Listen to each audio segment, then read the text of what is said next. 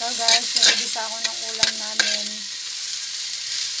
Bawang at sibuyas.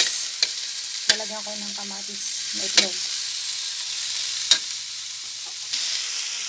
Yan guys, nilagay ko na yung kamatis. Itlog na lang mamaya. Maya natin lalagay yung kamatis. Pag medyo lampa na itong kamatis. Maya natin lalagay itlog. Yan guys, nilagay ko na itlog.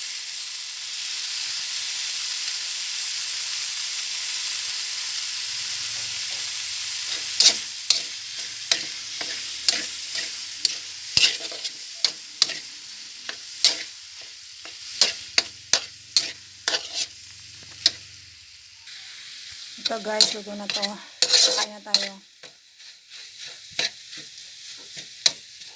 Yan. Kain na po tayo.